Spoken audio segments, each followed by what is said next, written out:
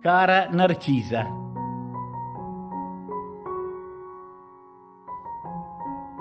ti scrivo da questo mio letto dell'ospedale civile, che poi non è mica tanto civile come ci dicono, perché invece è tanto incivile perché per me che ci sono dentro e vedo le robe che ci succedono.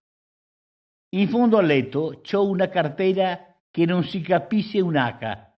Pare una tappa de montagna del Giro d'Italia. Sicché non capisco quello che c'ho. E neanche i dottori che la guardano e poi scorlano la testa. Qua vado avanti a digiuni e minestrine in dove la pasta è scappata dal piatto tanto è chiara. E dopo mi ficcano un'uce lunga così nel braccio e le attaccano una bozza in alto e mi fanno le punture endovene e intramuscolose che sono così sbusato negli dietro che mi cambiano sempre di parte perché non c'è più posto per i nuovi sbusoni. E dopo il cardiogramma, i raggi, la visita degli occhi e il Torino Iatra che ti fa fare gli sforzi di gomito per guardarti le tonsille.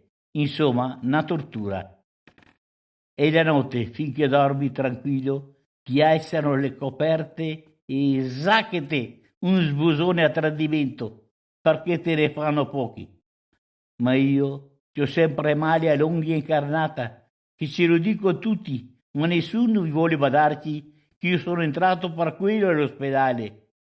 Tu, che ci conosci il portinaro dell'ospedale, fammi una raccomandazione, che ci dica il primario che io c'ho male per via dell'unghia incarnata, che qua mi hanno guardato tutto, anche dentro e di dietro, con la luce, ma nessuno si sono accorti del diolone grosso del piede. Io non ci spero più di uscire, che sono ormai 2 mesi che mi palpano e mi guardano e scollano la testa.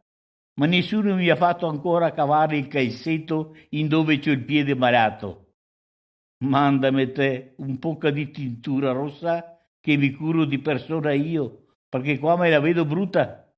Un infermiere che si è accorto del male che ho e che lo ha detto a un dottore, lo hanno trasferito in un reparto di vecchi muccaiosi e allora mi sono confessato dal cappellano contandoci tutti i peccati, perché qua bisogna essere sempre in grazia di Dio che al manco lui faccia il miracolo di farci capire dell'unghia incarnata.